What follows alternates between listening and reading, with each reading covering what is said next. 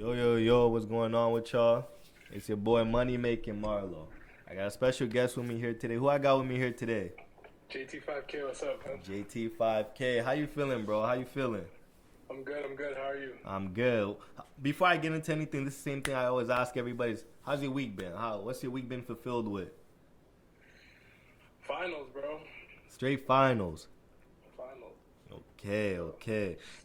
Is this like your last year of schooling? You still got a little bit more to go? Yeah, I graduate this semester, actually. Oh. And I'm done vibing. And then it's over with. Yeah. Okay. So another thing, I want to congratulate you on your 2.2 mil for Spotify rap. You know what I'm saying? Appreciate you. Was that expected? Did you like, yo, I know I'm gonna do crazy this year, or did that all hit you by surprise? The year before, this is like technically my third year making music, kind of. Like, I'd say like my first year taking it like serious, you know? Yeah. So like, my first year I had like 200,000 streams, which was cool. Last year I had 700,000, and I was Damn. like, oh, okay, like that's a big jump. So then I was like, okay, well, I feel like if I took it a little more serious, like shit would start to kind of pop off. And then I knew I dropped my album on my birthday, and then within like the first month and a bit, like it hit like 4 or 5 Spotify tutorials, and then like I looked and I was like, oh, I'm already way past 1 million. Damn. So then I was just like, shit, I guess. Damn. Cause bro, when I saw that, I'm like, yo, 2.2 mil. Those are crazy numbers. Those are numbers you'll for sure never forget about. Yeah. You know. I mean, next year I'm trying to be like 10, 15 range. Sheesh. So you said this year you like was more locked in, more serious. What did you change? What type of things did you change around you to like get more serious? Well, I mean, like during the pandemic, you're kind of just sitting in the crib by yourself, right? Yeah.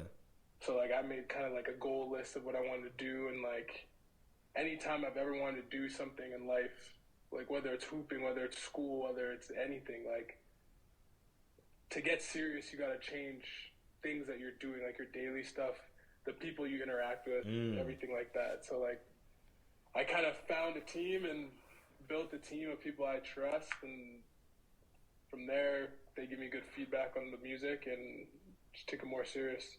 So when you say, cause that's what I was just about to ask you, is like to be more serious, did you start talking to certain people less? Do you feel like some people was kind of slowing you down?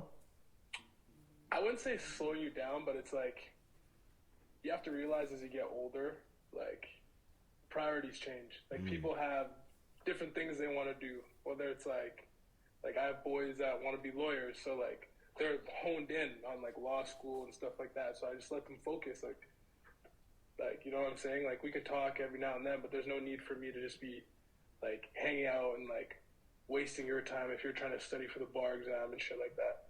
Wow. Like it was kind of something that I realized during the pandemic. Like there's people that kind of just distract you, or people who aren't really like helping you get to where you want to go or supporting kind of what you're doing. You probably had the same thing too. Like some of your boys probably like heard you're doing a podcast and like they just think it's like weird. Like no one thinks, like none of your friends can ever think it's actually going to be you. Yep. Like it's fucked. Like when even with the song, my last song I dropped with Nestle, like Nestle's like a bigger artist and shit. Like has like 500,000 monthly listeners on Spotify, signed major labels, and like Good Music offered him label deals and stuff like that. So like he's connected and his team's connected. Like people, when I drop the song, they're like, oh, you're serious. But it's like, bro, I've been telling you I'm serious with this music stuff for like 7 months. So like, why is it taking this move to make you realize that I'm serious? That's what I'm saying. That's how I was when I first started a podcast. You could tell from the tone, the way people talk to me. I'd be like, yo, bro, just so you know, I'm about to start a podcast. I feel like I'm gonna do crazy with this. They go, oh, all right, let me know how it goes. And just the tone, it's like, that's what I'm saying. It's like negative. Like people don't believe it's you. Like they can't believe that it's you, and they rather go share someone else's shit that they don't even know rather than their own friends, or support their own friends. So it's like honestly, I used to get super cheesed at that. Yup. Like seeing like just people like share certain people's stuff, and then like I drop or something, and it just like when They didn't share it. They didn't share it. Bro, Like, I know. It's not the same love, and I'd just be like back in the day, I used to be like, wow, like these guys are fake, and then it clicked in my head like, oh, like they're sharing stuff that they think like is gonna kind of gain them clout, or like the person's gonna reply to them or something. And it just clicked in my head. I was like, honestly, who gives a fuck? Because like at the end of the day, everyone's gonna circle back. Yep. So it's just, you know what I'm saying? Right. Let me tell you, that's exactly how I am right now. Cause I have a homie that's also doing music, and he's like not really a homie. He's just someone. Every time I see him, dab him up, and then I keep it pushing. Every time this guy drops something, it's like everybody is reposting it, and then I try to drop something like an hour after him to see nothing. You know, and at first I would take it to heart, but then I realized that's just how it goes. People won't show you love until you're already established. Because that's the cool thing to do. It's like for all the people in the industry I've talked to, like I used to actually really bug me. Like, yeah, like Edmonton's not like, you know, not even in like a top 20 city that like people listen to my music and stuff. And they're like, bro, honestly, don't even worry about it. Like your home city is the last place that's gonna get on. Wow. So it's like whatever. That's real shit. Cause with what I'm doing right now, I got listeners from Vancouver, Ontario, places I've just never heard of somewhere in the States, and it's like, who are these guys? And then here's people in my own city not rocking with me like that, which is crazy, but it is what it is. Edmonton's a weird city. I've been talking to people like that. It's like it's a city where people don't say anything, but they'll watch. That's real.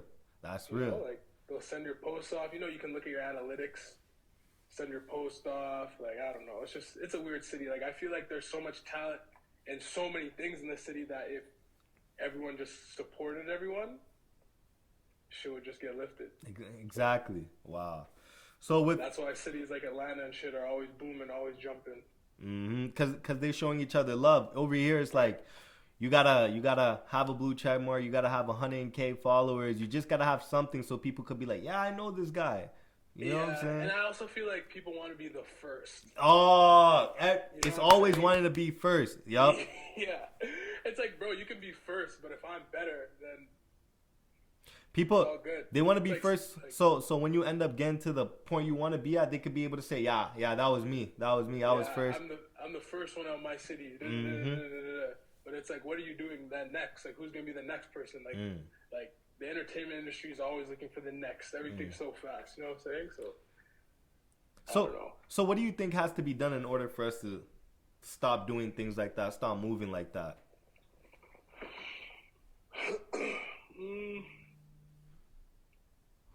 I actually don't know. It's hard. I actually don't know, bro. It's hard. I just think people need to stop being so weird. Like, if you fuck with something, fuck with it. Just like that. Stop being weird. Okay. So, with your music, what type of genre do you feel like you're attacking? Like, is your main, you know what I'm saying?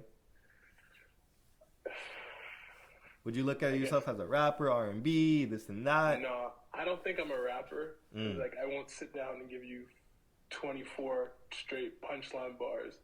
I think, like, I'm more like a hip-hop melody type of person. But, like, I also dip into R&B stuff, too, so. Okay. If I was to ask you, what does your fan base look like? Would you be able to tell me? What would you tell me? Like, what did you say there about our age group, older, younger, visible minorities? I think mine's 18 to 24. A lot of 25 to, like, 30 has been popping up lately, but 18 to 24 for sure. And honestly, a lot of like white fans, a lot of girls mainly, and then like honestly, I just feel like it depends on the song, because I feel like I just jump everywhere with like in terms of my music. I just try a bunch of different shit. So with what you make, would you say it's more for the females or for males? Or it just, if you like it, you like it? Right. If you like it, you like it. That's how I feel. Simple as that. It's just simple. Okay, so you're a baller too. Yeah. So Yeah. if I do you take balling more serious or music, or would you say it's about on the same level? Honestly, lately I feel like, okay, when I was like younger, like I did the prep school stuff. I played ball in the States, played on ESPN, like I did all that already, right? Yeah. Like when I was younger, like, you have like real dreams of going to the league or like playing overseas and like making a big bag and stuff like that. But it's like as I got older and like now I kind of like see it. Like I've been around people in the NBA. Like I've seen people who play overseas and stuff like that. And like I've had those conversations with them, and like seen like the money and shit like that. Like a lot of the times these like when hoopers go play overseas, like their first 2 seasons they're making like 800 USD to like 1,000 USD a month. Just like, a month. A month, like making like 1,000 USD, like first contracts usually, and like a bottom league. You know what I'm saying? It's just like I feel like I'm at a point where I think more money wise. Like if the opportunity presented itself, absolutely, because I love basketball. But like I also love music, and it's brought me in more pesos, I guess. Okay. So from what I'm hearing, between music and ball, music you seem like would take you further. Yeah, I just think that. Well, I know that like, I just lock in, double down. Like, I get way more money just making music probably in a year than going to play in like Serbia. Yeah. Wow. So with your basketball career that you had going on, playing, being on ESPN, like just doing all those type of stuff, have you gotten the chance to play against any NBA players? Yeah, like in pickup and stuff. Like I've played against D'Angelo Russell and who else? Malik Monk, Austin Reeves, stuff like that. So like those guys are cool. Like honestly, obviously like the talent level, like they're just regular hoopers, but like they just have like crazy talent or crazy intangibles. Like they jump out the gym or just like shoot the shit out of the ball. Like, you know what I'm saying? Like, it's fuck. One thing I've always wondered, has there ever been like a player, like an official player you ran into that like you play against and you're like, bro, this guy's butt. Like this guy's just obviously you don't have to drop names or nothing, but like he's not as good as people was making him sound on the internet. Not really. Like I played against Zion. Sheesh.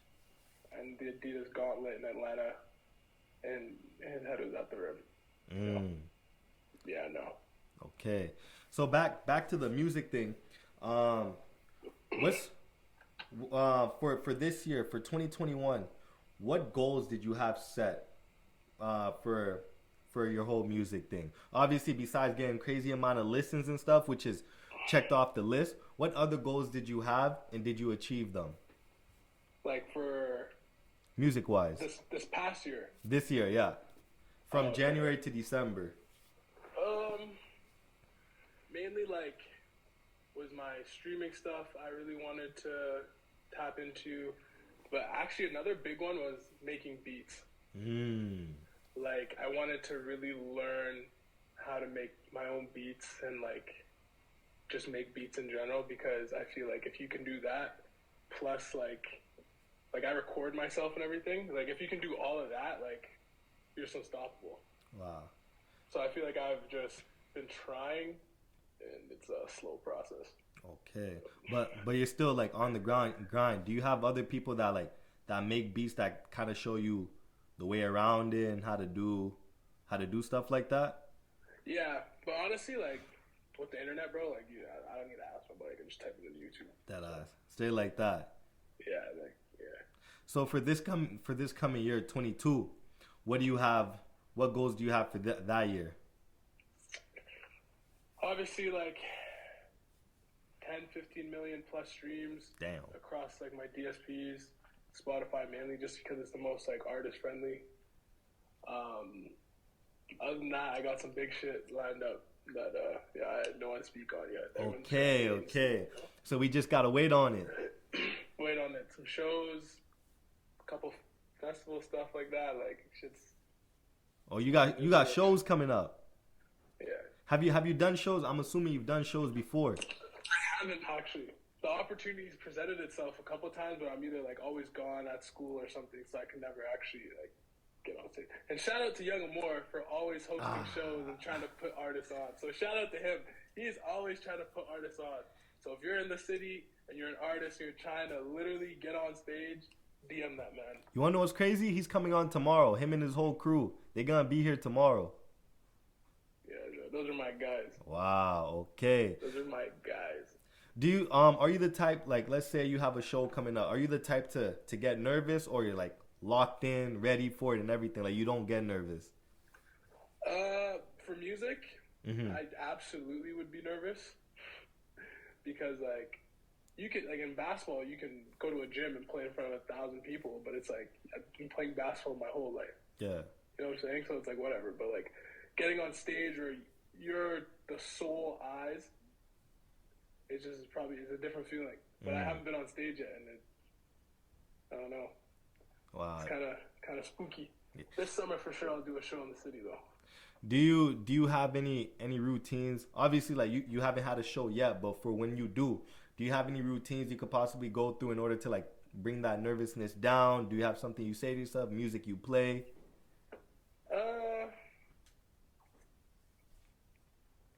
I feel like no. I'll probably just like sound check. Oh, okay. Shot a Henny. That's the way to go. Wow. Okay, well, that's all I got to ask you. Before I wrap this all up, I want to ask you: is there anything you want to ask me for I end this?